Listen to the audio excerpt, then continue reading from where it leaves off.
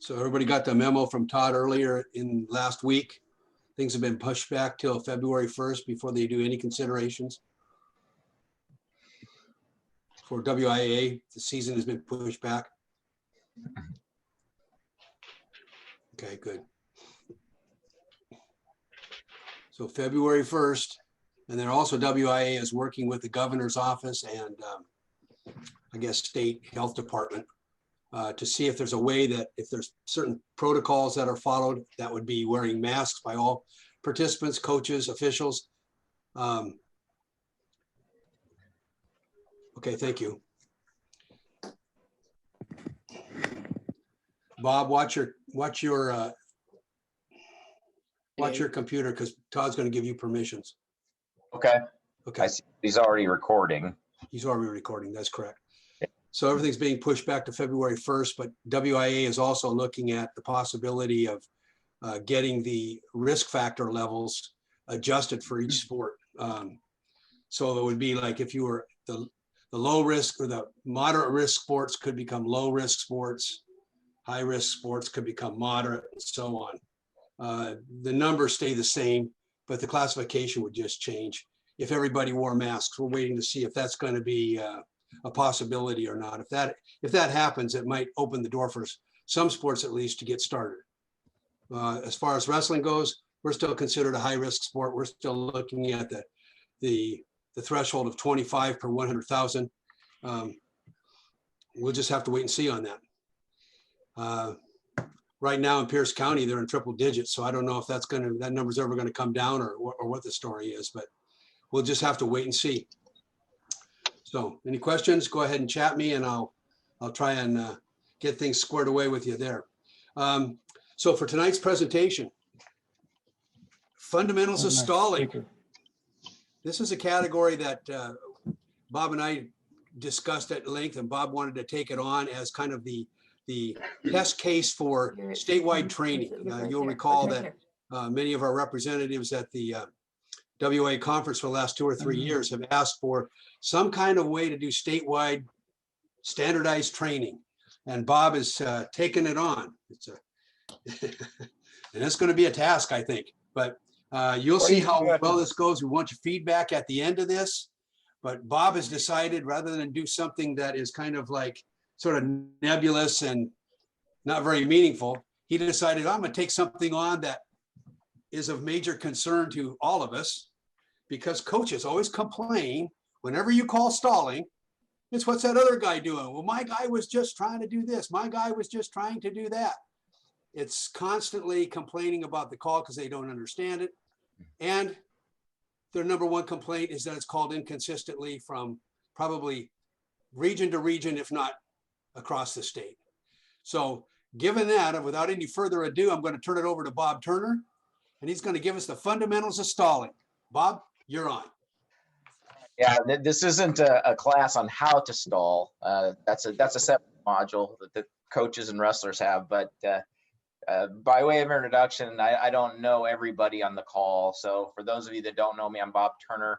I'm the assigner for the Pacific Northwest Wrestling Officials Association based out of Seattle for the last 12 years, PNWA.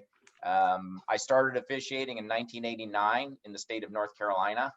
And then since 1991, I've been officiating here in the state of Washington in the PNWA. I've worked 15 state tournaments, and I've been a part of helping to modify the NFHS rule book for 3 different rules. Terry and I actually collaborated last year to produce the 9 rules you thought you knew about wrestling. So, I've trained now about 250 people to officiate the sport of wrestling. So I share all this stuff just to sort of, for those of you that haven't worked with or don't know me, just to sort of let you know kind of who's leading the training for tonight, okay? A couple fun facts though that I'll offer. I don't see Jay Izet on the call here from Grace Harbor Association, but Jay and I in 1977 were on the same bracket at the 2A state tournament at Eisenhower High School in Yakima. And then I don't see David Jones on here either, but in 1979, Terry Beckstead was the official who officiated my finals match at the AAA state tournament that year.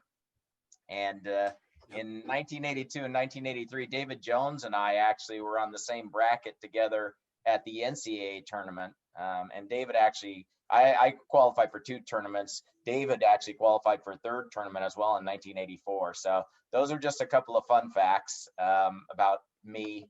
Now I'm gonna go ahead and share my screen, and hopefully everybody will be able to see this. So let me know, can you see the title slide there, Stalling Fundamentals? Yes, we can, Bob. Okay, great. So really for tonight, like Terry said, this isn't sort of a run-of-the-mill easy presentation necessarily, but I wanted to take on the challenge because this is one of the most controversial calls we have to make as officials. And you know, there's 2 goals, 2 outcomes that we're looking to achieve tonight. So the 2 target outcomes. First one is want to make sure that we all have a common understanding of what stalling is. So I want to get grounded in the idea that we all sort of share the same view on the concept of stalling. And then the second outcome is I want to offer some guiding principles you can use to help you to consistently apply the rules on stalling. The outcome tonight is not for me to say, oh, you must call stalling in this situation and that one and this one.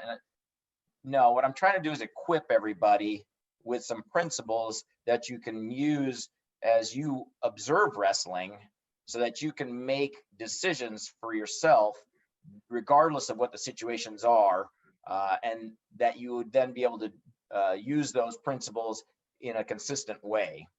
So that's sort of the outcome for tonight, okay? Now, get there, the agenda is this. I'll go ahead and piggyback off what Terry started, which is to just share some of the common complaints we hear about stalling, right? We'll talk about the definition of stalling, and then I want to just not go into the publications, but I will cite for you some of the key citations from the NFHS publications where all of this is drawn from. So for those of you that don't know me, those that do know me, my nickname is By the Book Bob. So I'm a big believer in making sure that we can always sort of point back to where in the book we're drawing this stuff from, so you don't think we're just making it up. So we won't break the books out, but I'll show you the citations which we're drawing this stuff from. The fourth thing I want to talk about is what is the effect of stalling on the competitive balance?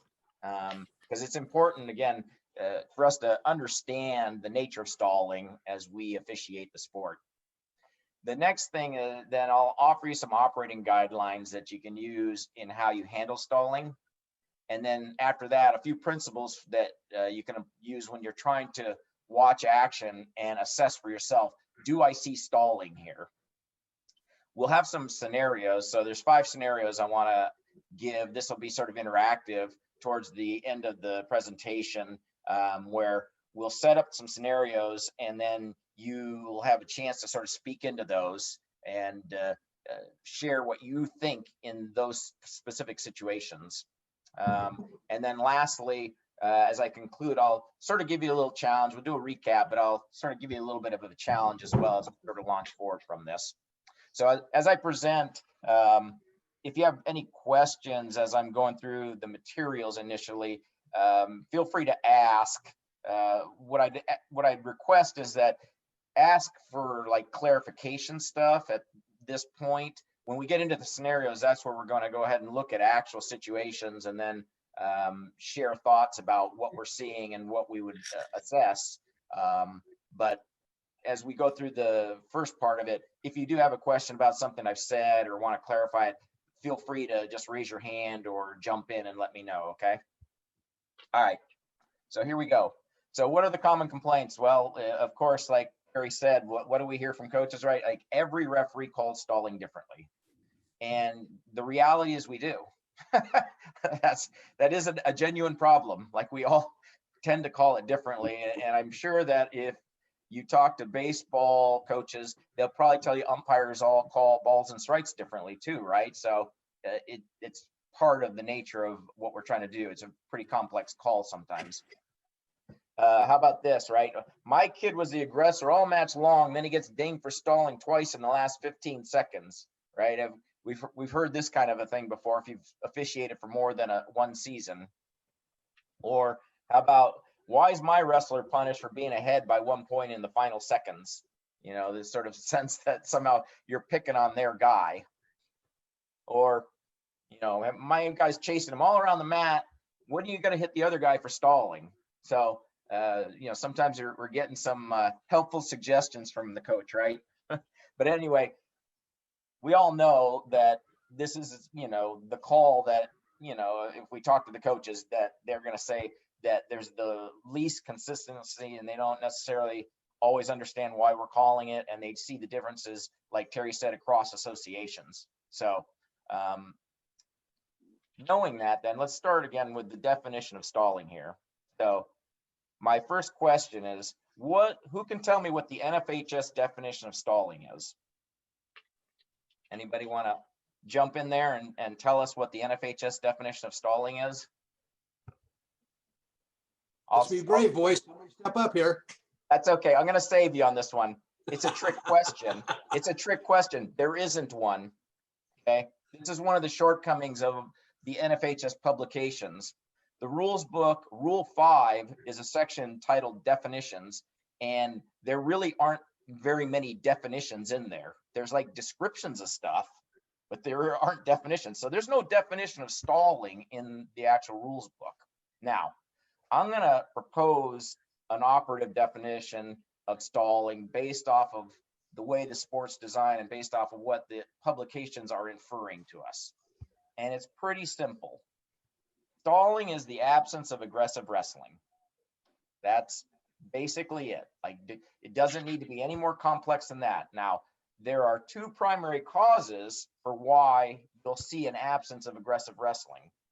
The first is the individual competitor isn't attempting to improve their position or to score. So that's sort of on them, right? If they're not doing anything, then their lack of doing anything is an absence of aggressive wrestling. But the second primary cause is when you prevent aggression by your opponent. So if I, you know, break you down flat on your stomach and then I, you know, hook both your legs and put a power half on you and just sit there, it makes it kind of hard for you to do anything. Or if we're on our feet and I put it on a collar tie and stick my head in your chest and an elbow in your chest and just hold on and don't do anything, it prevents you from doing anything. So stalling is the absence of aggressive wrestling, and these are sort of the two primary causes.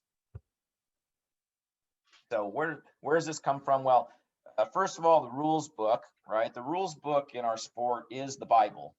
And in Rule 5-24 and Rule 7-6, that's where you'll find stalling. Now, like I said, these aren't definitions. Rule 5-24 should be a definition of stalling. It should say something similar to what I just said in the last slide. Stalling is the absence of aggressive wrestling. And then if there's other stuff you want to say about it or how you should handle it, that's fine. But what's in those two rules are just descriptions of stuff about stalling. And the two rules actually contain a lot of redundant text, but they're not perfectly matched. And so that's another sort of shortcoming of our publications, is when they start creating redundant text and it's not consistent, it just opens the door for conflicts between different rules or inconsistencies in how we understand or apply something.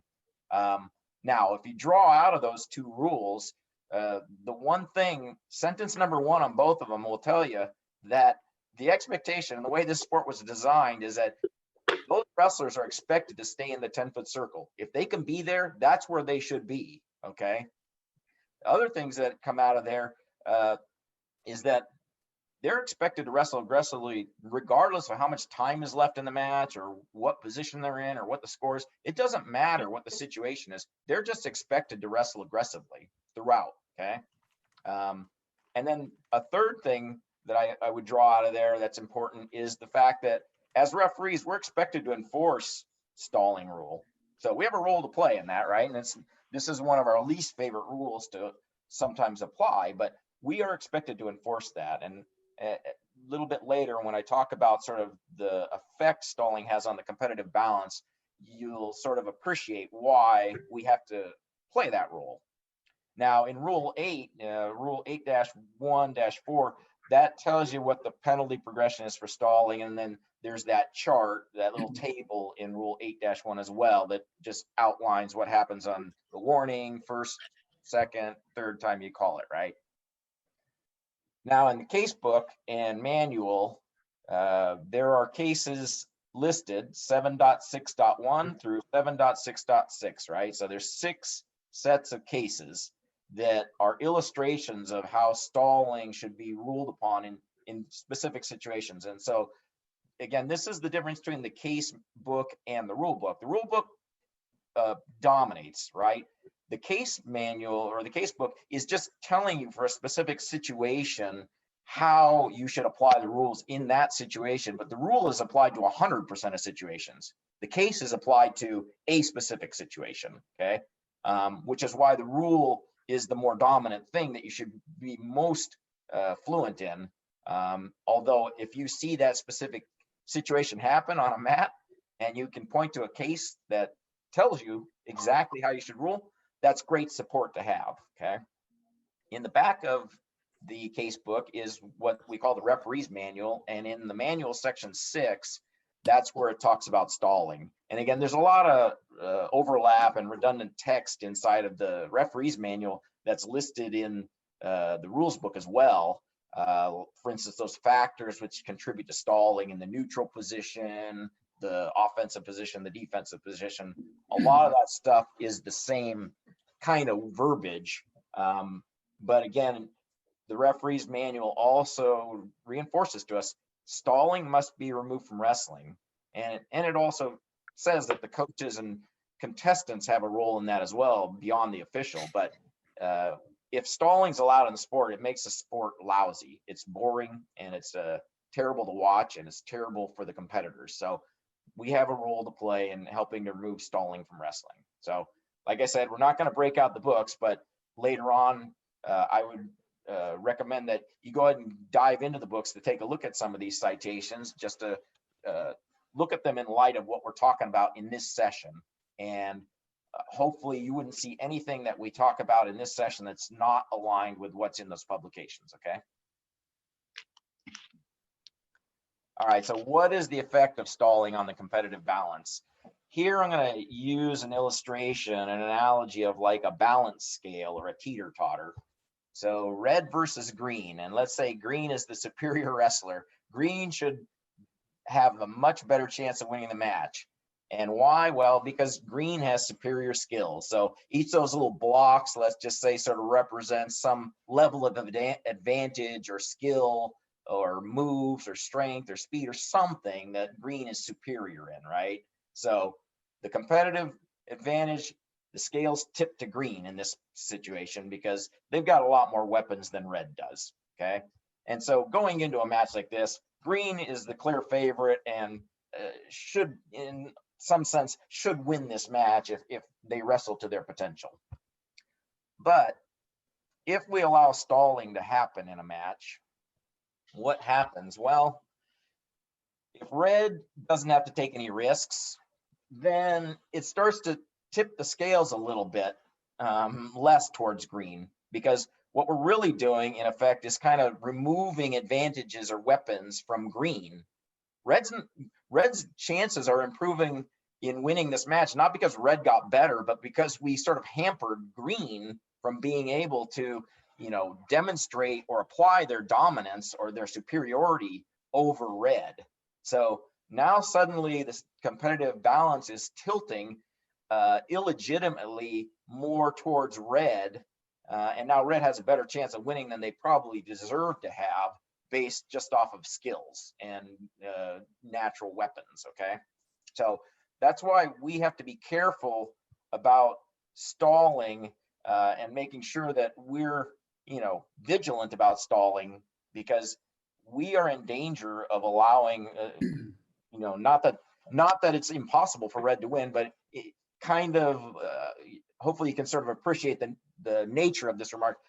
We're in danger of letting the wrong guy win if we start tying the hands of green so he can't use some of his great weapons because we just let red avoid wrestling or avoid taking risks, okay? Bob? Yeah, Can I ask a question? go ahead. Couldn't Red's actions fall into the category of strategy? In other words, he knows that he's an inferior wrestler, so his strategy is to do something like this to win. Well, it can be part of his strategy, but back to the definition, if he's not wrestling aggressively, then he's stalling, and that's not a legitimate strategy. If his strategy is that, hey, I know this guy likes to shoot a double leg, but he keeps his head down when he shoots. I've seen it on video. So when I'm going to let him shoot, and then I'm going to stuff his head and spin around behind. That's a legitimate strategy. But if the strategy is just like, hey, this guy's better on his feet, I'm not getting underneath him. You see this with heavyweights a lot, right? Like they don't want to commit. The battle is the guy that goes underneath and makes the mistake loses the takedown, right? Like, so they don't want to do it. So it can be strategy, but when it turns into an absence of aggressive wrestling, then that's just stalling, right? And if it's stalling, then that's not really a legitimate strategy. But I get the nature of what you're saying. Am I sort of capturing the spirit of it properly, John? Yeah, you are. That's good. Okay. Yeah. So, and you know, you're right. Like I think one of the bigger problems for us as officials isn't necessarily that we, quote, decide matches because we call stalling. I think we probably decide more matches because we don't call stalling. So I'll give an example. This was about maybe 15 years ago. One of our officials in PNWA who was sort of rising up to that sort of state level, I was working a tournament with him, and he asked me, he said, can you give me some critical feedback, honest feedback? Like, where am I at? Okay, fine, I'll watch you in the finals. So he was doing the heavyweight bout in the finals, and it was one of these situations where Red was the inferior wrestler, Green was much better, but the match was very close because Red wasn't doing anything the whole match, and he wouldn't call Red for stalling. And Green was getting frustrated because he couldn't do a lot of the stuff he was trying to do because Red didn't have to open up, Red didn't have to commit to anything. So we get late in the match, and then Red finally, for the first time all match, decides to like try something while they're on their feet, and he hits Green for stalling. And ultimately, like, they go into overtime, and Green takes him down and wins it in overtime. But after the match, I tell this guy, I said, you needed to hit Red for stalling earlier in that match. Like, the wrong guy almost won that match. Like, Green is so much better. If they wrestled 10 times, Green would beat him like 10 and a half times out of 10, right? Like, but you let Red get away with stalling, and like that match was much closer than it should have been. He probably should have beat that kid 8-0. But I think we have more impact on matches when we fail to call the stalling than we do if we sort of make a questionable call at the end or something where we tie up a match or something.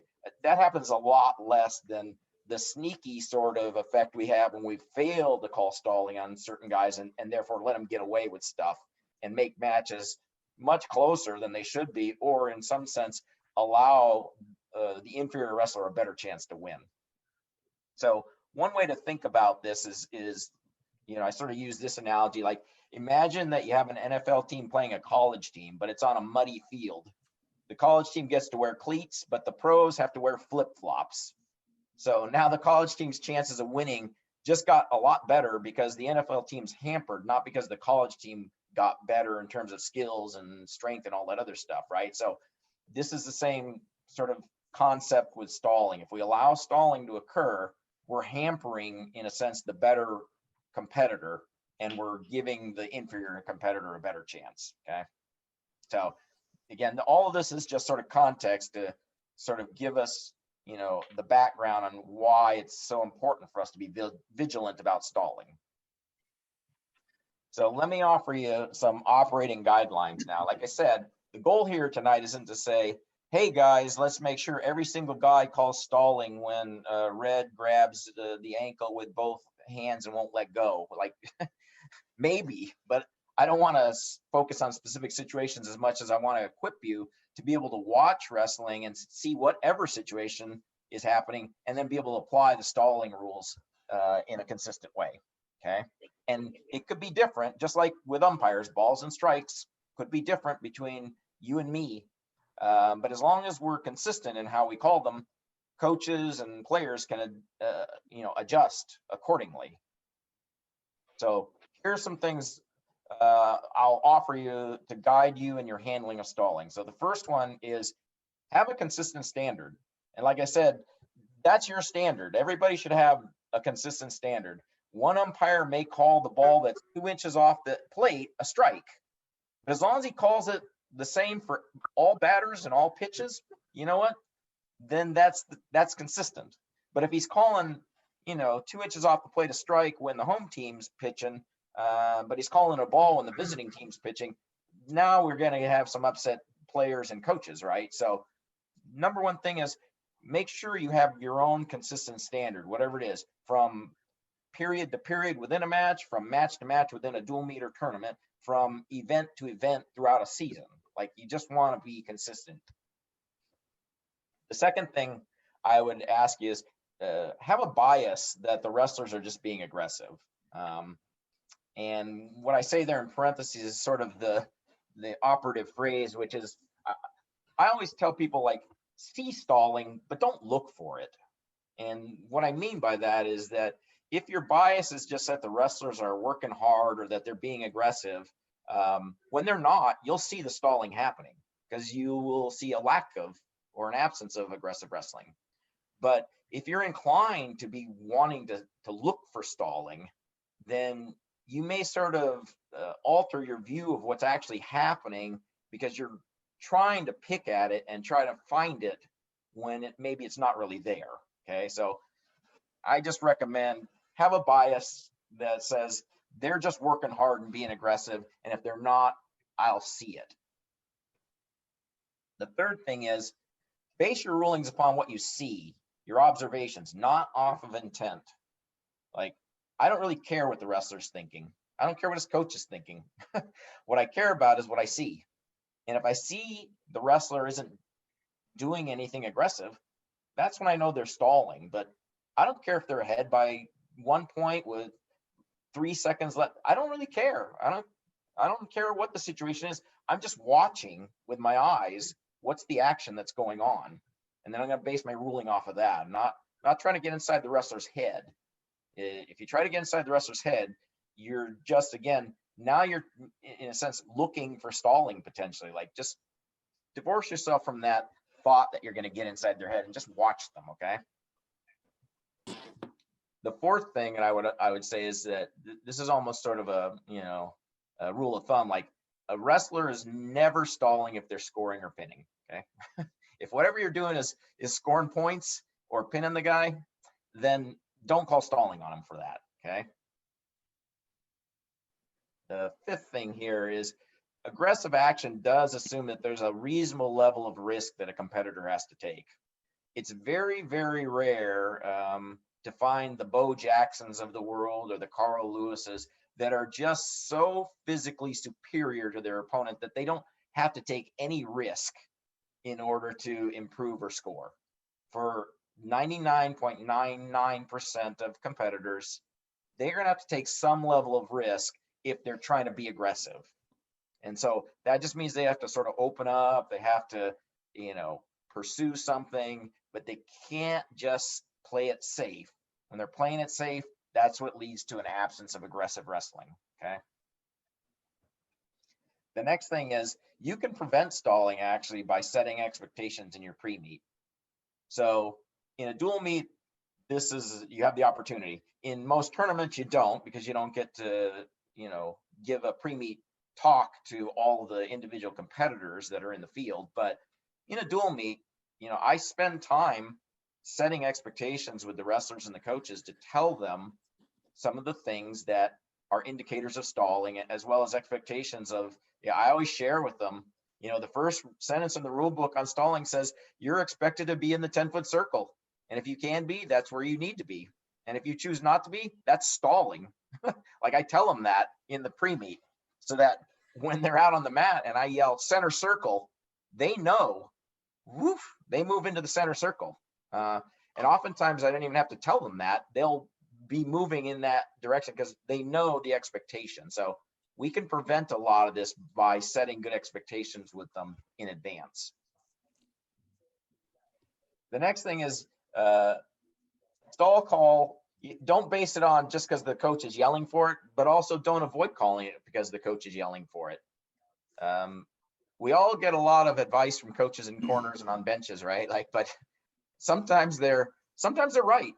A lot of times, maybe not. If I was actually to measure it, I remember one night I was doing a dual meet at Kent Lake, and their coach back, not this past decade, but the decade before, he was pretty, he was really, I'd call him really helpful. He gave a lot of advice to me throughout matches. And he was often begging for something that really wasn't there. But I remember this one night, his guys being aggressive on the feet. I'm starting to think about the other kid, the green kid, as stalling. And he's over there, hey, stalling, great stalling. And sure enough, red initiates another takedown. They go out of bounds. And to me, that's it, right? Yep, I see it. Stall warning green, And as we're moving back to the center of the mat, I look over at the bench at him and I nod my head yes, and I smile. Like, that was, you're right, I agree. He was stalling. That was the one time out of probably 20 that night that I actually called what he was yelling for. So anyway, but don't let whatever the coach is saying influence. If you see stalling, call it. I don't care if he's calling for it too. He may be right. Or if he's just yelling insistently and it's not happening, he's not going to get the call. But either way, don't let whatever the coach is saying, influence what you're going to call. Like I said earlier, like, you want to see stalling, you don't want to look for it. And stalling is much easier to see when the action is uninterrupted. And that's why rule number 1 to me, and I tell this to people when I train them, like, if you ask me to enforce only one rule in the entire rule book, then I would say enforce the 10-foot circle. Because if I watch 2 minutes of uninterrupted wrestling, I will see if stalling's happening much easier than if I watch 2 minutes of wrestling divided up into 8 15-second segments because we keep going out of bounds.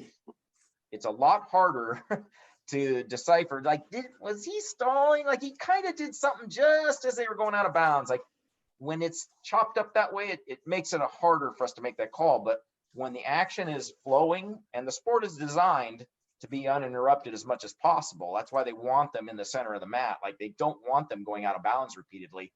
Then you'll see the stalling a lot easier. So enforcing that 10-foot circle can really help in that regard.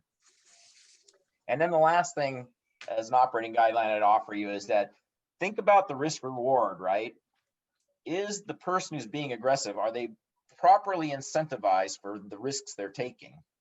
And the flip side of the coin is a non-aggressive wrestler properly penalized or discouraged for their lack of action or for preventing aggressive action, right? Like, if you let whatever you reward, you get more of, right?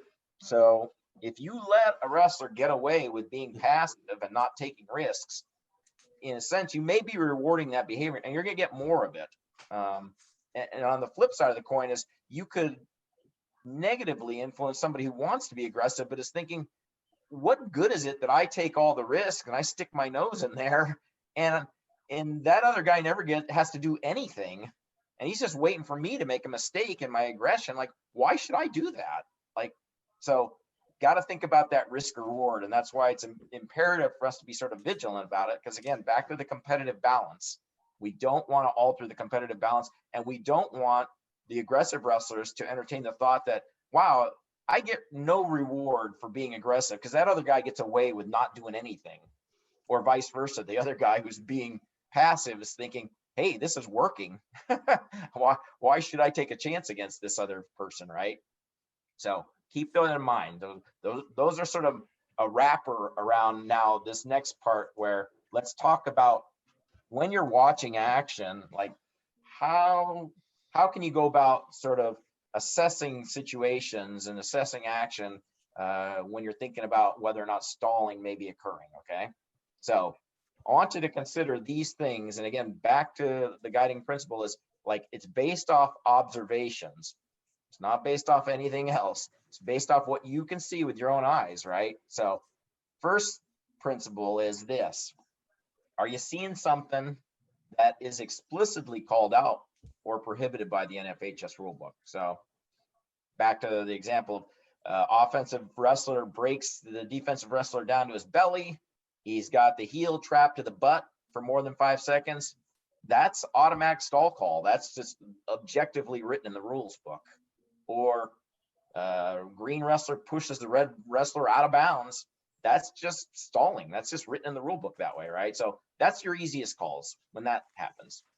But if you're not seeing something explicitly prohibited, then let's move on to the next sort of question you can ask yourself is this. What aggressive thing has the competitor done to improve her score? So when I train folks on this stuff and I'm trying to equip them, the way I always think about it personally, and the way I always sort of talk to them about it is like, always be ready for that coaches conference. Or if one of your colleagues pulls you aside when you walk off the mat, like, what were you thinking? What did you see? What was happening, right? Like, and so this is the question that goes through your mind is like, if you're starting to wonder about stalling, then you should be asking yourself as you're looking at a specific wrestler and thinking about stalling, what aggressive thing have they done? Like if somebody stopped the match right here and they could walk out on the mat and go, Bob, tell me what aggressive thing Red has done. I should have an answer. I should say, well, you know, he snapped him down, then he changed levels, went in right into that double leg. Like, okay, great, that's easy. But if I'm scratching my head going, well, he collar tied, then he sort of pushed him away, then he sort of circled, and like at some point, I may be able to say, you know what, I can't really describe an aggressive thing I've seen from that guy yet. So always be thinking about that as sort of your next level question, right? I don't see something explicitly called out. Now the next thing is, what aggressive thing would I credit this guy for doing? Okay. Next level question then you can ask yourself is, if I don't see aggressive action from the wrestler, then what could that wrestler reasonably be expected to do in that particular situation? So let's say Green's on bottom with his face in the mat, flat on his belly, and won't get up, won't stand up, won't sit out or switch. Okay. Is that stalling? Well, not necessarily. Not if Red has a double grapevine in and a power half, and he is cranking a power half and burying Green's face 3 inches deep into the mat. You know, in that situation, what could Green reasonably be expected to do? Survive, not get pinned. Like, I don't expect Green to like pop up to their feet in a stand-up or hit a switch when they're in the middle of a double grapevine and a power half, right? So that's something to think about, right? If you're not seeing aggressive action, think to yourself, now, is there something that wrestler could be reasonably doing to be aggressive in that situation? And if there is, great. If there's not, like in the circumstance I just described, yeah, he's got double grapevine and a power half on him. Of course he can't get up. Now I'm starting to look at the other guy. Like, what are you doing? You're not turning him over at some point. Like, why don't you let go of that and go to something else, right?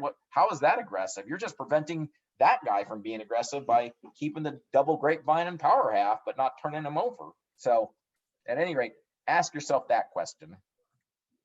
The next level question then is that, is there a clear disparity in the aggressive action between the two competitors? The reality is that stalling, by and large, is a comparative thing. So usually you're going to see stalling because one wrestler is showing the other one up. So one's working harder, initiating more stuff than the other, and it's clear. And that's when you can easily see stalling, right? Is because that disparity is getting too big. So if you haven't seen anything aggressive and you say to yourself, well, that wrestler could be doing something, and the competitor is starting to demonstrate a disparity, then that makes it pretty easy for you to start to say, you know what, that is stalling. But if you don't see a clear disparity, well, then maybe it's not quite time to call stalling yet, okay? The next level question you can ask yourself, right, is, has the competitor demonstrated a pattern of non-aggressive action in certain sort of situations? So it may not be that in a, who knows, like a 45-second time frame that you see the non-aggressive behavior. It could be that it's split across multiple rounds. Like sometimes you see this from the neutral position, where in the first round, when we start the match in neutral position, and you see the one competitor is always initiating certain things, gets the takedown or whatever. Maybe later on in the match, in the second round, when the opponent has escaped and they're on their feet again, you're starting to see again, the one person is the only one initiating. So sometimes it doesn't happen all at one time. It sort of can span across several periods even, but what you're seeing is a pattern. Every time we're on our feet, red is never initiating, green always is. And now I'm seeing that disparity every time they're in neutral position. So look for and ask yourself, do I see a pattern when it's a matter of, wow, we're in the third round, but here they are on their feet again. And again, I cannot recall that red has ever shot or initiated a legitimate takedown attempt, and there goes green again. So think about that. And the last thing I would offer you is this, like if you're an inexperienced official, or even if you're experienced and you're unsure if stalling should be called, then I say don't call it. Like, don't call it unless you're convinced, because this is a controversial call. And when we make this call, oftentimes, you know, half the gym's going to be happy and then the other half's going to be mad. And so if you're not sure, like I don't want less experienced officials or unsure officials to bring that sort of heat on themselves. Okay. Like, just be sure. You should be convinced. If you're running through all these questions that I've sort of posed on this slide here, you should have a pretty convincing case for yourself if you decide you're going to call stalling, right?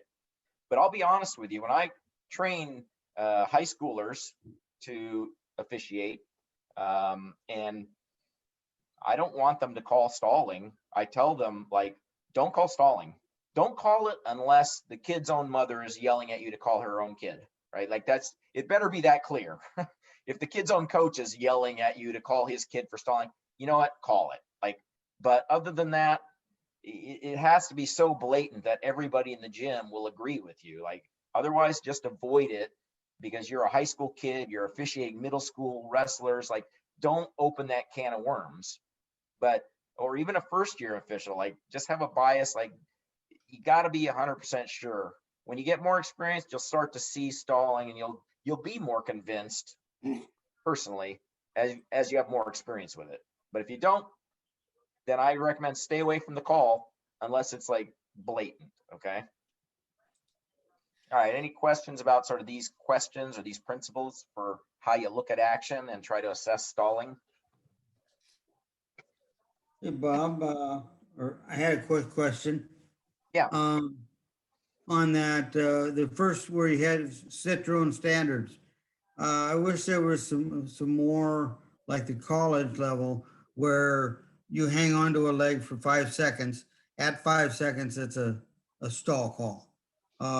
You take a cross face and you're just riding it with the, or a chicken or an arm bar, and you're just riding it and you're not really trying to turn them, and you're just grinding the guy into the mat. There isn't a time frame that we can say, hey, you've been on there for 10 minutes. Let's call the guy for stalling. Yeah. Is there a way that as a state, we can kind of say, 8 seconds is plenty. If you haven't started to turn the guy, get something different. You raise a good point. Like, I think we potentially could give some sort of guidance like that. Now, I'm going to sort of throw a different concept from the rules at you to illustrate sort of the ambiguity you're talking about. Like, how long is reaction time? Dave, for you, it might be 0.3 of a second. It's a lot slower than it used to be. Yeah, for Terry Beckstead, it might be 3/100ths of a second, and for me, it might be 17 seconds. Who knows? Like, there's no rule that says how long reaction time is, right? But there's enough rules that say, oh, beyond reaction time. Okay, what is beyond 1/10 of a second, a half a second? And so it's very difficult sometimes with some of these things to come up with something that says, yeah, you know, for elite college level wrestlers, reaction time is not much more than a couple tenths of a second, right? For two junior varsity first year wrestlers, that one of them walked on the mat with the headgear on backwards, like, you know, reaction time might be closer to a second for that person. So it can be a little tricky to quantify some of these things. And you're right, there aren't that many sort of specified, you know, knee or heel to the butt while broken down 5 seconds, boom. There used to be, I think, Terry and John Weber, John Sister, you guys can remember this. I seem to remember that when I first started officiating 30 years ago, that when they were on the feet, if you hadn't attempted to bring him down after 5 seconds, that was a specified situation, right? 5 seconds on There the was an feet. actual visual hand count on that, actually. Yeah. You've gotten rid of that. Yeah.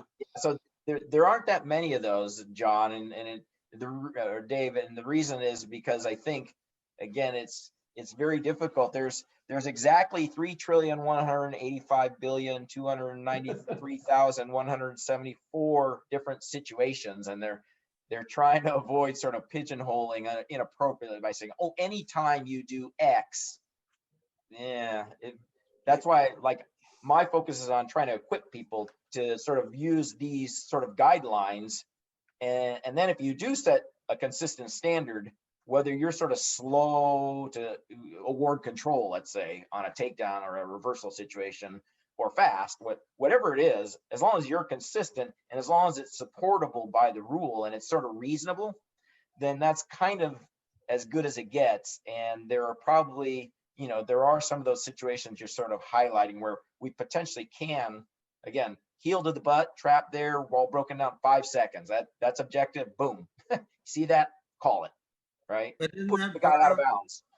part Call of our inconsistency from one referee to another, from one association to another, where our standards that we set, your first line there was, you have your own standards. But if everybody has their own standards, isn't that what's kind of driving the coaches nuts? I That think what Bob's getting at here is that they're leaving it open for interpretation of the official, and using your own personal judgment on it, depending on the level of wrestling you're dealing with, the disparity in skill level as well. You know, you have that whole thing about one guy being dominated by another guy. Also, you have, well, what I want to say here is what Bob's getting at here is applying the concepts of stalling versus trying to get to the multitude of situations that could come up. For example, the concept is he wrestling aggressively to improve his position? If he puts an armbar on and is just laying there, give them ample time to work the move. You could say action, action. If he doesn't move after that, then you could penalize him for stalling very easily and defend that call. Yeah. So let me jump on what you're saying there, Terry. Sort of like, as you look at this list of principles, right? To that very point, like, what could the wrestler reasonably be expected to do in that situation? You got a bar arm on, you got the guy laying flat, you're laying parallel on him. Like, okay, great. If you just stay there, like, there's no reason you can't jump to the side now and crank that thing, right? Like, and so if you're applying these principles, you're going to come to that conclusion that, look, like, how long does this guy get to sort of sit there with a tight bar arm and not get out there and try to turn him over, right? Because again, nothing's stopping him at that point, unless, let's say, the competitor has his opponent has like somehow wrapped his legs around the top guy's leg, and now he's struggling to try to get out to the side, but you can see, okay, well, he's being thwarted by the guy on the bottom. But yeah, it is like Terry said about trying to have some principles that you can apply, and again, the standard as a starting point, you know, a consistent standard is sort of the goal. Now, how to get consistency across the associations, Dave, is sort of what you're touching on. And Can I say something, Bob? Yeah. Okay. Basically, let me tell you kind of what I've gained from what you said tonight. Number one, I love your point about don't go out looking for stalling. this is not our job to look for it, because if you look for it, you can find it. You know, Yeah. go out, know it when you see it. I love that concept right there. To me, we're after the concept of stalling, not individual, you know, when the guy takes 3 steps back, when he does this, this, and this. I want to, you know, I want to feel it. It's the concept. And I think you've done a really good job of conveying that message. I love your consistency issue. Even though, like Dave said, we're not all going to be the same, but we're going to be consistent. So when I walk on the mat, they're going to say, that's DeWeber out there. I know how he's going to call it because he does it every time. Coaches and official or wrestlers will live with you if you're consistent. So to me, what you've said tonight, which I really appreciate, is, you know, be consistent. Don't go looking for it, and you know, feel it. I really like your presentation, Bob.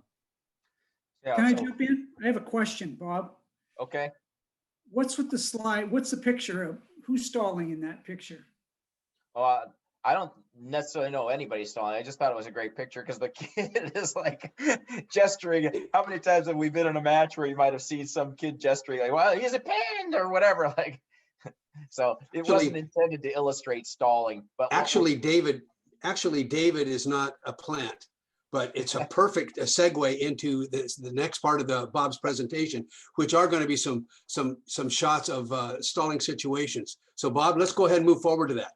yeah, so here's the ground rules on the scenario as well, right? Like, stick to what you see in the pictures and what is said / written. Okay, like I can tell you from officiating for over 3 decades, like when we get in meetings, like we just have this sort of tendency as officials to start running off to all sorts of weird places, like, oh, what about this? What about that? Like, so if we have time after we sort of drain a situation for as it's presented, then we can entertain some sort of what ifs.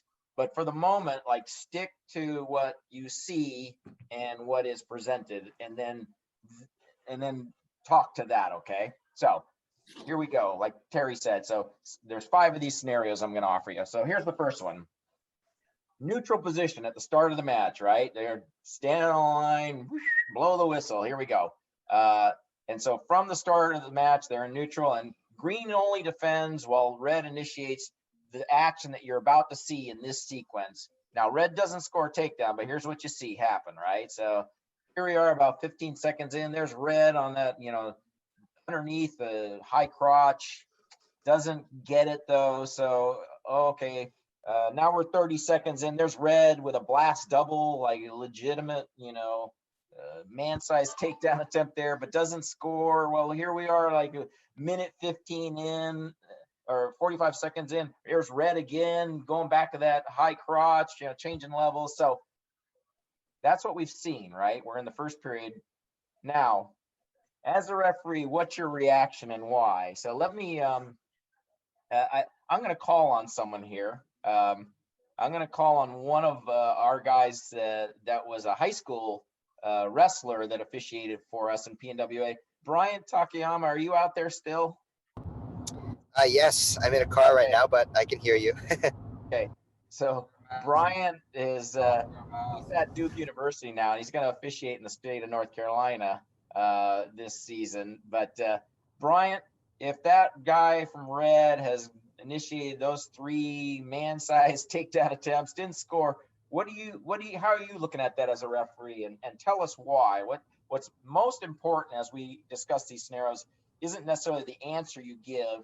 I want to hear the rationale. Why are you going to rule or not rule on something? So in this particular situation, Brian, what would you be thinking as a referee, and why?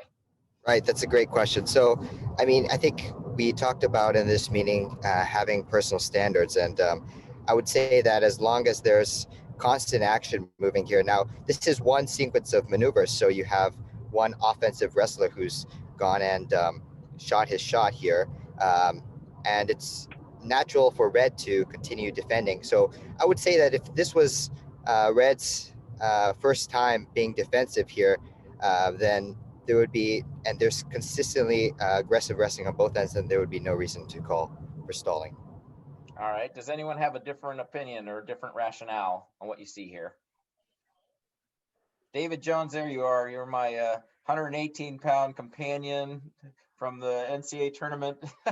What are you thinking if you see this sequence of action? Green's only defending, and red's the guy who hits each of these things that you see pictured. If I'm looking at these and this is, each one of them is a separate attempt and it's not just a continuation of wrestling. Yeah, they're separate attempts. I see 3-0. I am, if I'm not calling stalling, if there's one more, I am definitely calling stalling. Okay. We have one guy who is aggressively wrestling, trying to secure a takedown, and we have another one who has made no attempt from what I've seen to secure a takedown. Okay, very good. So yeah, here I would recommend that we have a stall warning on green, right? Because we have a clear disparity in aggressiveness. That's what you were describing, David. Like, it's 3-0. We're 45 seconds in the match. That's 3 like legitimate, like change level, get in there, commit. This isn't like reach and tap the knee kind of crap. Look what this kid's doing, right? So clear disparity. Red hasn't initiated anything. And so let's call green for stalling here. By the time Hey, Bob, can I jump in here? Go ahead. It is really important that on that third attempt, if you're going to call stalling, that you call the stalling on the attempt. Don't let that action continue there. Make that stall call, because if the defensive wrestler in that third picture pushes this around and starts getting a scoring maneuver, you lose the opportunity basically to call him for stalling. He is stalling. He's defensive in the first one. He's defensive in the second. Call stalling on the shot. Don't wait for that to play out and then call stalling. Does that make sense? Good point. Yeah, Because otherwise, if he's scoring, you can't call stalling. exactly. So like Terry says, the instant I see red has initiated that third takedown in a row, boom, call it right there. Green stalling, and if green flattens him out and spins around behind him, it might be okay, and then 2 takedown green. But you know what? Green, you got a stall warning, because that other guy was pushing the action, and there's a clear disparity. I mean, you can get beat to the punch once, maybe twice, but when you get beat to the punch 3 times in a row, that's starting to show that one person's being aggressive. Yeah. Hey, Bob, Yeah. can I add one more here? Sure. This is Dick Ford. Each one of these situations, it appears that the non-aggressor is closer and closer to the edge of the mat. They're in the center on the first one, close to the edge on the second one, and probably right on the edge on the third one. At that point, he's got his back to the edge. He's clearly stalling. Yeah, could be, again, that's a contributing factor as well, right? Like, that's why they need, if they can be in the 10-foot circle, that's where they should be. Now, sometimes it could be that green or red was pushing the action so hard, they never had a chance to sort of get back into the center. But like you said, that's another indicator right there. So good. That was scenario number 1. But like Terry said, Bob, let me jump in here real quick, because we like to end on time, but Bob has put together a great presentation here, and we're coming up on 8 o'clock. And we certainly understand day before Thanksgiving, et cetera, if people have to leave, but I would really encourage you to continue watching Bob's presentation, because he's put together some dynamic. This is probably the most common one you'll see. There's going to be some others that are a little bit higher level of officiating judgment, and I would encourage you to stay on. But if you have to go, we certainly understand. Bob, Thank you. Go ahead and continue. Very good, Terry. Yeah. So we have 4 more of these scenarios. Same deal. So let's go to scenario 2. State semifinal. You're in the Tacoma Dome. State semifinal match, and the action unfolds as follows. So first period, you got several back and forth scrambles, both guys going after it, but ultimately green scores a takedown in the last few seconds of the first period. So green's up 2-0 as we end period 1. Second period, green chooses bottom. Again, more tough action, trying to stand up. Oh, there's working a leg ride. Oh, working a bar arm, like good action, more tough action, but no scoring. So second period ends, no additional scoring, still 2-0 green. Third period, red chooses bottom, and more tough action from both guys. But ultimately now with 20 seconds left, green is still clinging to control, and he turns over and he looks at the clock. He sees there's 20 seconds left, okay? Now, a few seconds later, red finally escapes as the action sort of carries out of bounds. So 1 point for red, out of bounds. There's 15 seconds left in the match. And on the restart, first thing, red shoots immediately. Boom, whew, right in there. And green sprawls to defend. Green's cross-facing and sprawling and that same maneuver. So they don't separate. He's just sort of stuck in there, cross-facing, spreading them out, and time expires. All right. So now let's pick somebody here. I saw Lee Lofton. Are you out there still?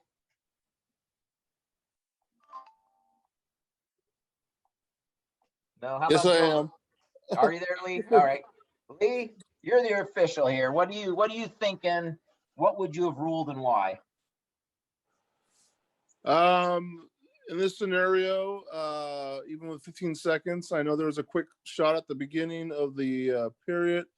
The green wrestler is defending. He's aggressively wrestling, even though it's a defensive wrestling, cross-facing. I have no stalling here with 15 seconds left.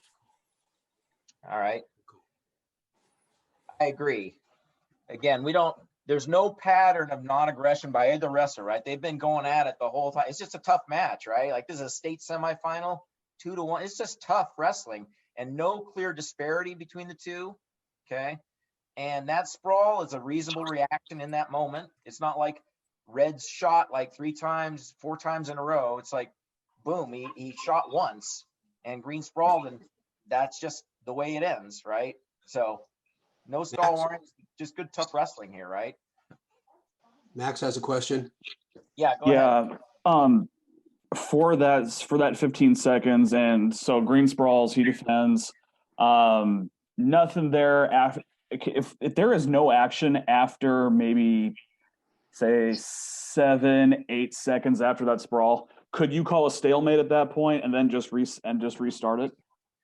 That's a possibility. Again, keep in mind what a stalemate is. A stalemate is that neither wrestler can improve their position. Right. So if you're looking at the action, you go, there's just sort of tangled up and there's no chance, then that's a reasonable call sometimes. Go, okay, you know what? Yeah. Neutral. Oh, good. We have 5 seconds left or whatever. All right, guys, on the line. Do it again. Yeah. But if Hey, it's Bob, just this is John Sisser. yeah, go ahead, John. At the 20-second mark, when that kid is looking up at the clock, I might look at what he has done in the last 30 seconds. He's just starting to hang on now to get to that 2-0 time period, and looks up at the clock to see how much time he has left. And if he doesn't really get active right after that, I will hit him for stalling for that too, because he knows what he's got to do. He's just got to hang on for 15 seconds. So again, what I would recommend is base it off of the either the action or lack of action, right? I would do that. But you know, you can see how the pattern is going in that last period. Is he really working hard and he looking up there to see how much time he's got left to do? Or is he just hanging on and seeing how much time he's got left to hang on? There's a big difference there. Yeah. So I think the point that John's offering here is that just the mere act of looking over at the clock itself is not like, that's not stalling. But if we're seeing a pattern of he's just been clinging to an ankle or sitting on the ankle and doing a lot of nothing, and now he's looking tired, and then you see him looking over at that clock and doing some more nothing, then that's part of the case of, hey, it doesn't look like he's being very aggressive, huh? But, you know, just looking at the clock, that's just smart. You know, any team or competitor has to have situational awareness in the middle of a competition, right? Right. All right, let's go to scenario 3. Here we go. We're at a regionals match. Winner goes to state, losers out. Okay. Plenty of aggressive action throughout the match by both wrestlers. No stall warnings on either of them. And red is leading 7-5 late in the third period. Okay. And so with 20 seconds left, green escapes and green immediately goes into a collar tie like you see here. Okay. So it's 7-6, red still leading by 1. There's 20 seconds left. Green escaped and now it goes right into a collar tie. Next, green starts pushing red, and red doesn't just back up. He's resisting and circling, but green is just pushing on him. And neither wrestler sort of tries to shuck, or pop the arms up and go under, or initiate a throw or anything. They're just in the collar tie, pushing each other. Okay. Now, let's pick someone here. Joe McKenna, are you out there still?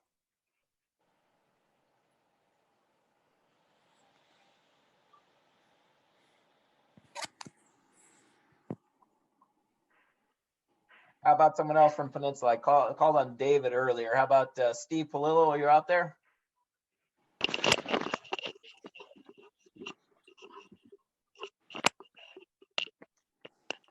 Is that you, Joe? Yeah, I finally got on. I was sitting there trying to unmute. All right. So, Joe, what are you thinking right now based off what this scenario, what you see so far, what's been presented? Boy, that's a tough one. I mean, you're sitting there, you get all the action that you can see there, and there's not that much time left. If green comes up and immediately puts on a collar tie to red, it's going to make it hard for either one of them to do anything. So if he keeps pushing, red's going to sit there and resist. If he's still got the collar tie, it makes it hard for either one to do something. You could, in this instance, maybe call a stalemate because nothing's happening, but they can't even really do that. I mean, I do nothing. I don't see it. So Cool. So if we roll through and green continues the collar tie and just keeps pushing against red, and red's circling and the clock's winding down to the end. What are you thinking now, Joe? So with 10 seconds left, you sort of said, I'm not calling anything. We've seen like 9 more seconds of the same thing. Are you not calling anything still? What are you thinking? This is where you sit there and you find out where your testicles are located. But I could see green getting a stall point over anybody. And it might be kind of controversial, but they might say he's the aggressor. But at the same time, if he doesn't let go of that collar tie, makes it next to impossible for the red guy to do anything unless they're going to break. No. So good. This is what the value of the discussion, right? The rationale. Like, your rationale is good, Joe. Like, so let me present, there's 3 possibilities here, and you sort of touched on them, right? One is there's no stall warnings at all, right? There's no disparity. The whole match, these guys have just been going at it. And then here at the end, like you said, guy puts on a collar tie, but he hasn't done anything with it other than push, right? So go back to your principle of, if I come out on the mat and go, hey, Joe, tell me the aggressive thing green has done in the last 20 seconds. And your answer is, Nada. I can't really tell you anything, Bob. He's just like pushing him and he's holding onto a collar tie. So no stall warning in that case because there's no disparity. Second possibility, maybe, and you touched on this, right? At that 10-second mark, you might be thinking, well, I'm going to call stalling on red because he's the one sort of going backwards, even though he's circling. Right. And no other stalling because, again, green's just perpetuating the same collar tie. He's not really doing anything with it. And then the third possibility is stalling red and then double stalling because neither of them's doing anything. We spent 20 seconds, both guys in a collar tie. They both have a responsibility to wrestle aggressively. I wouldn't really want to do I wouldn't go down number 3. I think that'd be highly unorthodox. I'm more in the camp of no stall warnings here because I just don't see a disparity. And I don't see green attempting anything aggressive. If he thinks he's going to get a stall warning elicited from you just because he's pushing the guy, I don't count that as aggressive wrestling, really. If red was backing up and just would back straight out of bounds, you might look at a disparity there. But the fact that he's just resisting and circling, I don't see anything either. Does anybody have any other thoughts on this scenario? Well, one thing that I look at is I think you've got to earn your stalling call. In that, if there's no disparity, you've got to make a disparity by doing something. And now the other's not doing anything. Dave, that's a great thought. Like, sometimes I'll say that to people, like, as I'm watching action, and if I see a questionable stall call, and I'll say to the person next to me, like, what has that guy done to earn the stall call? Like, really? Yeah. In this case, neither one has done anything to earn that call against the other kid. So I wouldn't call it anything. Yeah. Because again, I wouldn't. Go ahead.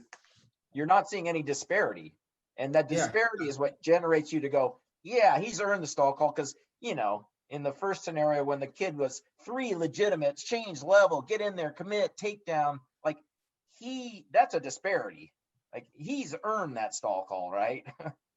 Now, Well, if this that's is your- a junior high match and they don't know anything, you know, you're gonna have more leeway anyway.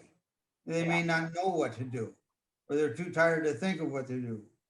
But if Yeah. this looks like a pretty good level match, yeah, make them earn it. No, good thought. All Hey, right. Bob.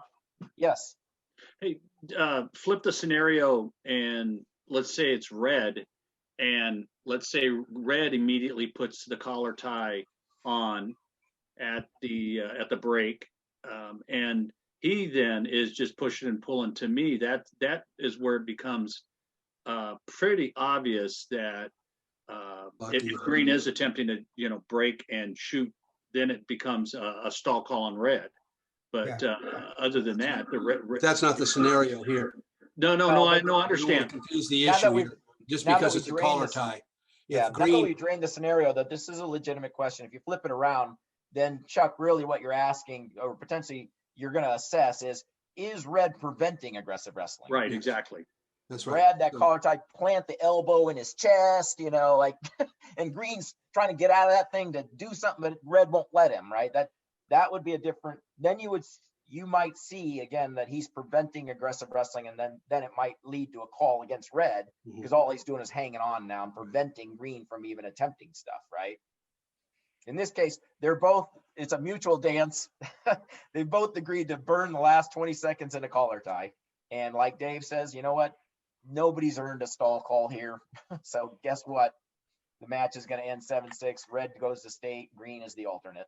So Oftentimes you'll see in that situation where green comes up on an aggressive stand-up, wrestles really aggressively, gets the escape with 10 seconds left to go, and thinks that's good enough. If now he just dances around, the referee is going to give him benefit of the doubt and issue a stall call against red, simply because he did something 10 seconds ago.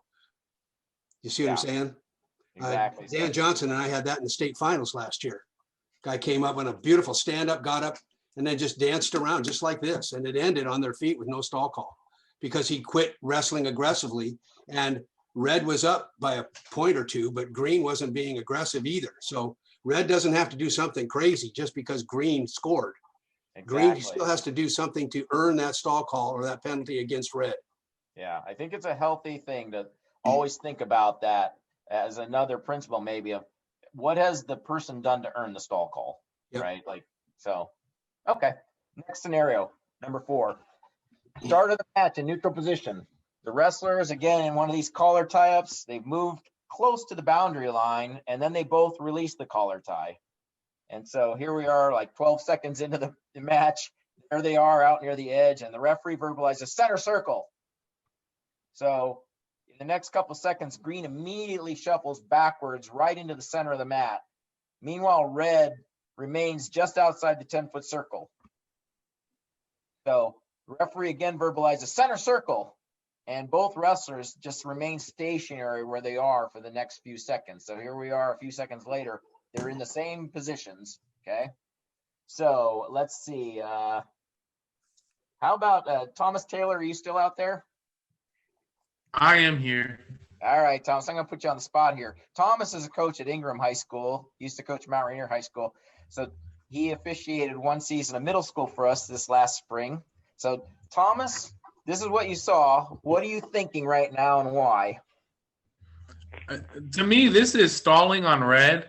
If you've told him multiple times, center circle, green makes his way back to the center, and red stays outside the center and just watches, they're not initiating any wrestling.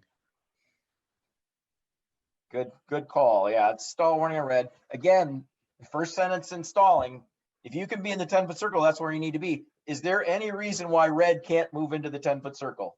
Green's not even touching him. And green, Yes, he'll get taken down. exactly, because doesn't want to be in the center because there's no escape hatch, right? So the thing is, And green is not expected. The reason I started to illustrate the scenario this way, right? Like green just stays stationary right in the center of the mat.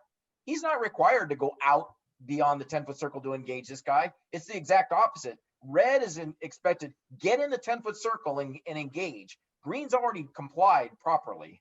He's wrestling where he's supposed to wrestle, and it's up to red to get into that 10-foot circle. His failure to sort of comply after 2 verbalizations, that makes it pretty easy, right?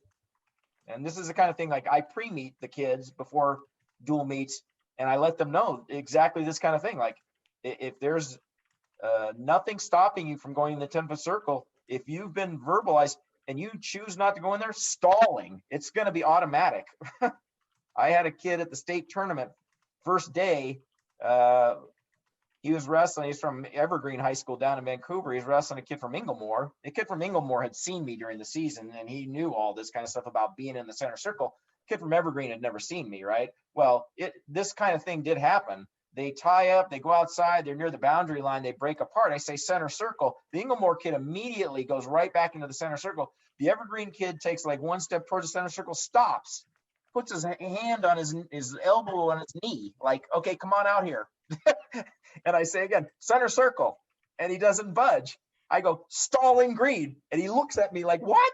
It's like, get in there and wrestle. Like you have to wrestle in the center circle. So like you said, Thomas, it's incumbent upon him to get in there once, especially he's been verbalized now. There's no reason he shouldn't be in there.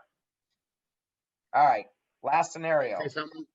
Oh, go ahead. Can I say something on that, Bob? Sure, Dan.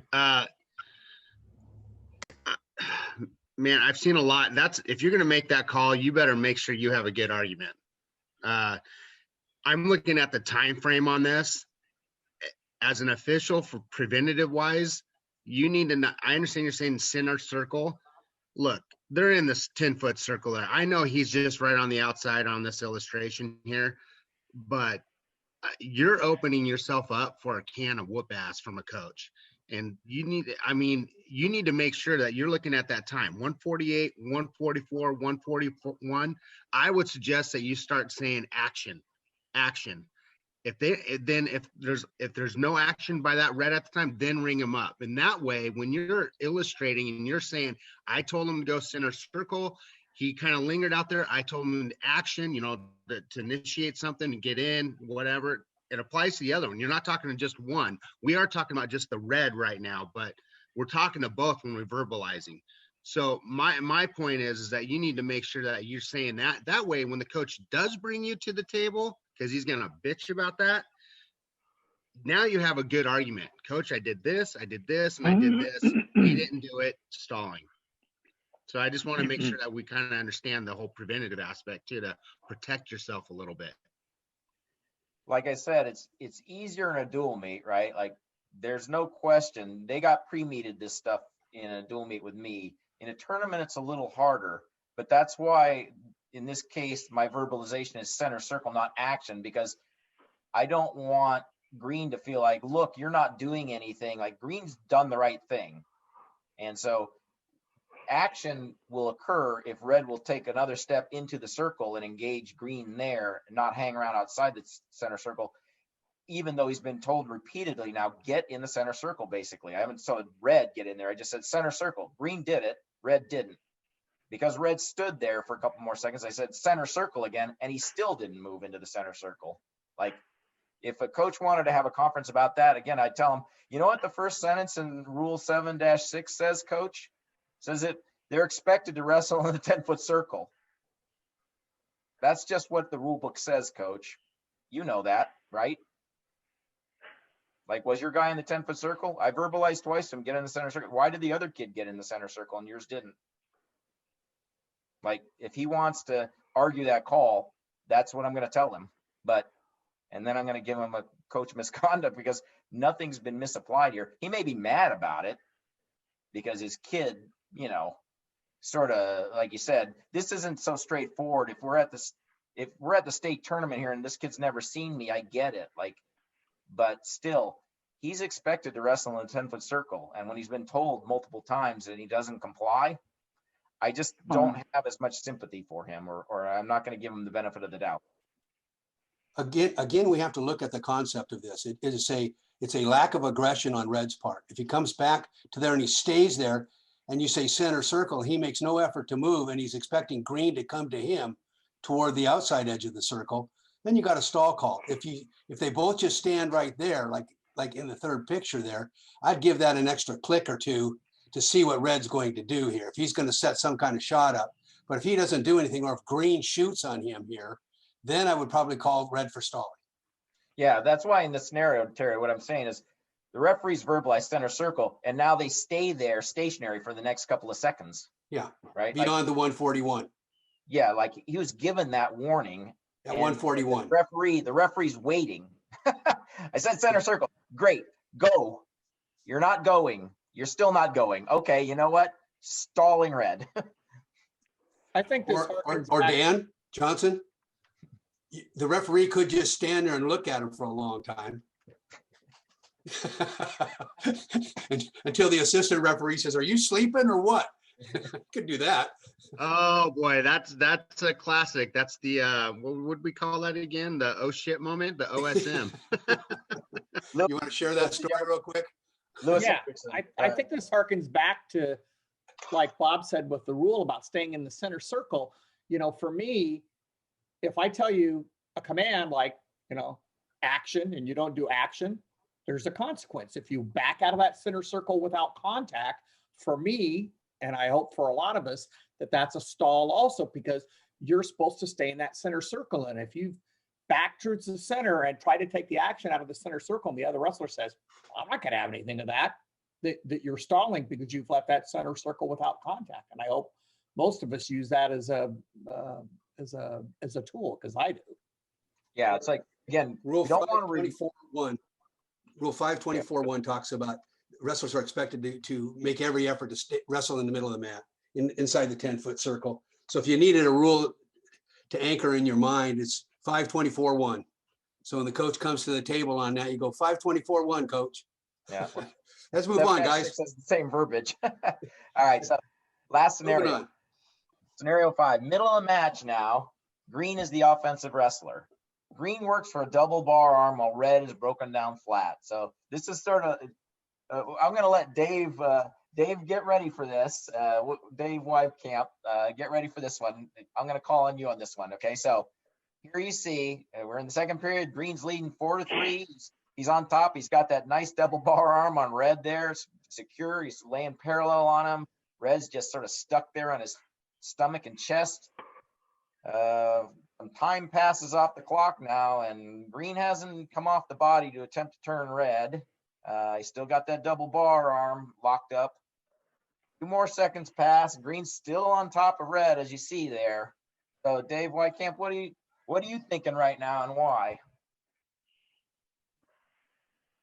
I would say that blue is the one that would be the one I'd be asking, improve your position, because he hasn't come off the hips. And now the bottom has his legs laced, it looks like. So he's just doing a defensive move so that blue can't get his hips off. In that case, if that continues, it depends what blue's doing with his legs. If blue is trying to get his legs off and get his legs cleared, and red is just holding on to him, I'd call the bottom guy for stalling. Bottom guy? Yeah. If the bottom guy is locking his legs up so that blue can't get off. But just to clarify on this one, Dave, the top guy's the one really sort of hooking his leg. It's not the bottom guy sort of doing that. So yeah, I get what you're sort of describing, but in this case, the top guy's the one sort of got the legs overhooked. He's not trying to improve his position. He's stalling, and I'd warn him a few times, improve your position, clear the hips, but he's not. All right, so very good. Like you can verbalize. Like I think what you're saying, you can verbalize during the sequence like action, right? Like he's got a responsibility to do. He's got the hold. Now it's a matter of how long you give him to like go execute on it, right? So it's after like 10 seconds of having this thing sort of locked up so tight and nice, and he still hasn't gotten out to the side to try to turn him over, like that's a stall warning on green, I'd recommend, because again, he's not attempting to score, and red can't reasonably do anything in that situation other than, again, he's he's thankful that green won't get off to the side actually and try to turn him over. So, but I think you raise a good issue, David. Like you can verbalize, right? Hey, when we see him applied at 105 and then here at 59 seconds on the clock, and you're like, action, like, you know, dude, you've had that thing for like 6 seconds. Like I'm waiting for you to get out and do it. And still nothing, right? Then at some point, it's sort of like, he's not attempting to score. He has a clear advantage and he won't use it. And the guy on bottom is just trying to survive. So green is stalling in this case. That's what I'd propose.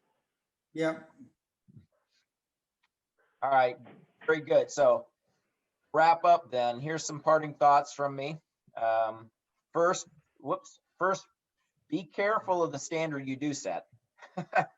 And I say that because if some particular set of action, you're going to be like really strict and call stalling a certain way, or you expect them to be Superman and like be like Speedy Gonzalez for 6 straight minutes. Okay, be careful, like, because you should be applying your standards consistently. And if you think that it's stalling because one guy shoots right off the whistle and the other guy sprawls in the last 5 seconds, you're going to get a coach mad because he's going to go, well, why didn't you call stalling the other way around when my guy shot right off the whistle in the first period and that guy sprawled? So just be careful the standard you set and how you apply that, okay?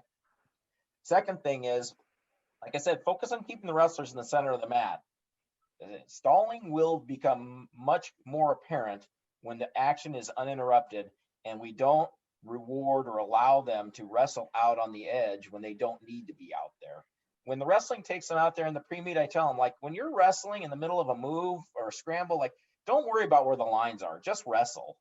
So, but I always illustrate, like, you know, the caller try, like, hey, we're outside the 10th circle, we break apart. Is there any reason why we cannot be in the center circle right now? We're not even touching each other. No, that's right. So get in the center circle. So keep them in the middle of the mat. Third thing, like I said, if you set expectations before the event, then you can prevent kids from even trying to stall. Because a lot of times kids that are stalling, I think a lot of them aren't trying to stall. They're kind of tired, they're careless, whatever. Sometimes I think there needs to be a different sort of penalty for what we call like lousy wrestling. It's not stalling, it's just like the signal is this. It's just, if you see like 2 inexperienced guys going at it, you're like, oh, you know, I could stall them both out in 40 seconds. But you know what? Like, they just don't even know what they're doing. So you're not making reference to the Seattle Association, are you? And then fourth thing here is balance your responsibility to enforce stalling between what I call make them wrestle versus let them wrestle. So I'll tell a quick story. I did the 4A state title bout at 152. Mike Sewell from Inglemoor won 3 state titles, and his second state title, I was calling that match. And when they were wrestling, he was wrestling a kid, Brent Stover from Spanaway Lake, who finished 4th in state the year before. So these are 2 very good wrestlers. And what was happening was when Stover got ahead, he started sort of shutting down a little bit and didn't want to take risks because he was winning now.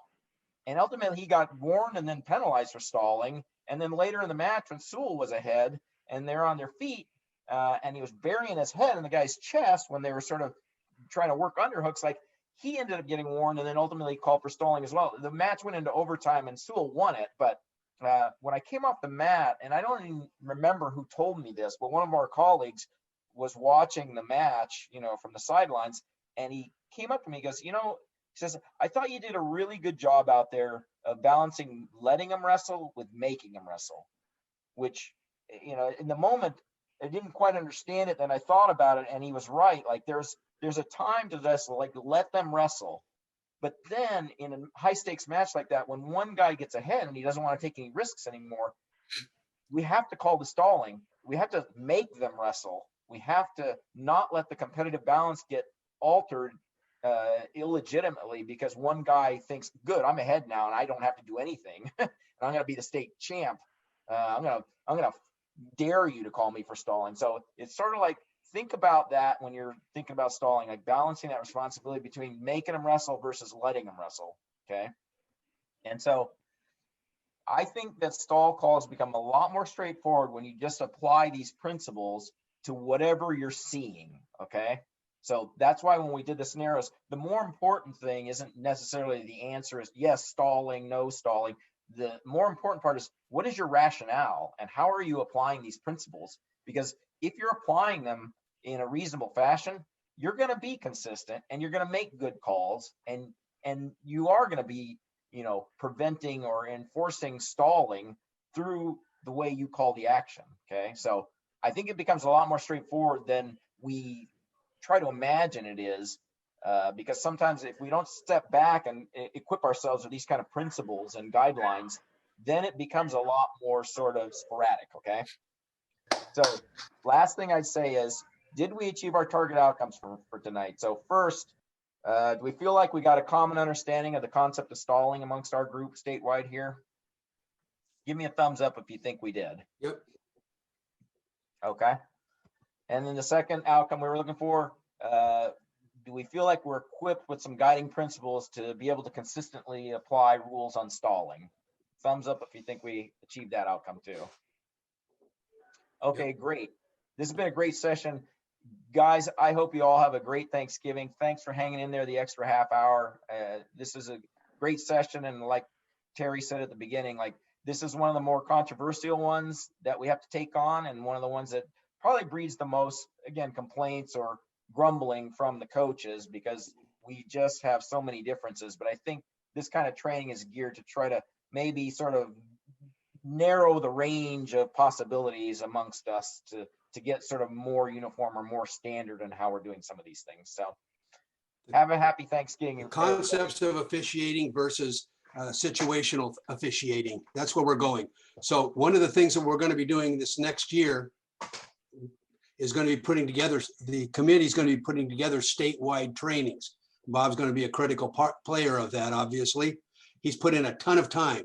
I've given you, on the chat room, I've given you my email address, tbeckstead@msn.com. Very creative. Spent a lot of time coming up with that. But email me back your feedback on this as a presentation, as a learning opportunity for younger officials. I see a lot of names on here from guys that have been around for a while. We'd like to hear from our senior officials as well as our younger ones. Please give us a feedback, because we need to have that as we start moving forward in the statewide virtual training thing that we have kind of planned for next year. Can I make a comment? Sure, Rich, go ahead. The point he made about in your pre-meet duties, where you talk about emphasize that center circle, I think is really important. Yep. We all have our pre-meet duties. Some of us emphasize that more than others, but I think Bob did a really good job tonight of explaining why it's so important in your pre-meet duties to go over that center circle, because then the coach really doesn't have a complaint, and neither should the wrestlers. It's like John Wooden said, if you're ahead by 16, you don't care who the referee is. And it's the same in wrestling. If you're ahead by 8 or 9, you don't care who the officiating is. Just wrestle. Nice job, Bob. Yeah, nice job, Bob. So give me your feedback, the things you think went well, things that we could work on. Definitely need that information from you. So let's give Bob some kudos. He put in a lot of time on this. So send me some of those comments too, and I'll pass them on to Bob. Thanks, Bob. Nice job. Guys, happy Thanksgiving, everybody. Yeah, same to you. Same to everybody.